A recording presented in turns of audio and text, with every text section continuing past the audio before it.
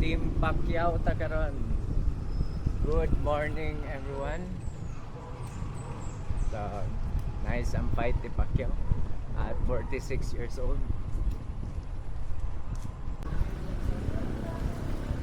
So, draw man na ang defending ang McCrown pagyapon nga champion. Pero champion yapon Pacquiao sa income 1 billion.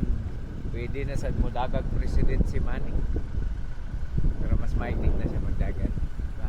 Training pa siya. Pag naapat o gamay mga until 50.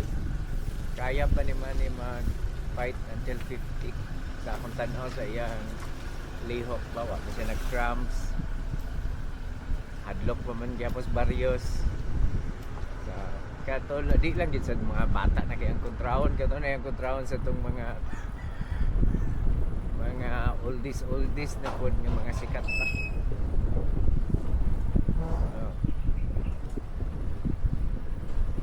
Mas mamahal pag yun akong mga napalit nga kalo memorabilia ni Manny. Labi nagmapermahan pag yun ang tato niya. So sa iyang first fight,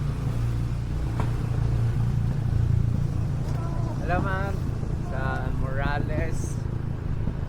Nag-ato ko sa wildcard gym para magpa-perma sa iya. Wala ako yung signature na picture ni Manny. Ngayon, sa New York, nakapalit kong mga t-shirt katong 8 Division Champion.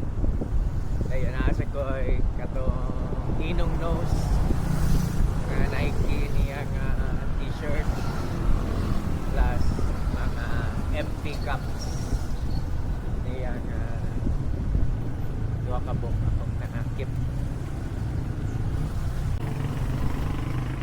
Taas ang yung valuan to. So, ako tayo ikip guys.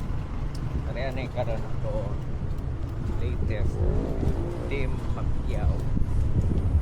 So shout out sa naghatag ani